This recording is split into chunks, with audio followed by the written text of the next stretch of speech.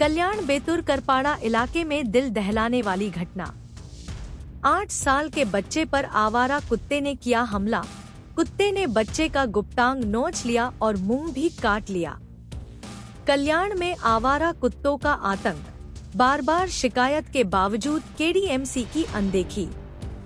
अधिकारी AC office में बैठकर काम करते हैं, नागरिकों के सवालों को नजरअंदाज करने का आरोप। कुत्रा आला मागून, याच्यावर ते झपटला, नंतर तोंडावर पूर्ण फाडून दिले आणि गुप्त अंगावर हा गुप्त अंगावर झपटला ना त्यांनी, असा करून असं बाईट केली. हा पुन्हा एक काय काय मागणं मागणं काय, आता म्युन्सिपाल्टीमध्ये ॲप्लिकेशन द्यायचे कुत्रे जेवढे आहे. आता हे बघा, एक दिवस माझ्या मुलाला, दुसऱ्या वेळी दुसऱ्याला, आता माहिती पडलं की माणसाला एक चावला आहे, मोठ्या माणसाला. सर काय सांगाल, कालची जी घटना घडली?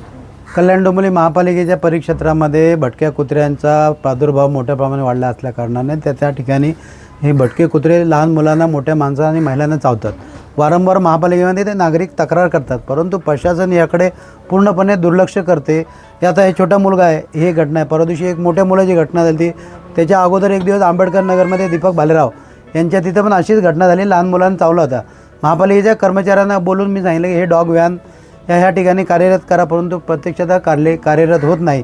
आणि जे अधिकारी आहेत ते अधिकाऱ्यांना जर का आम्ही बोललो की त्यांना राग येतो, त्यांच्या कॅबिनही बंद होतात. मग एसी कॅबिनमधून बसून जर का प्रशासन काम करत असेल तर मग सामान्य जनतेचे अशा प्रकारचे हाल होणार.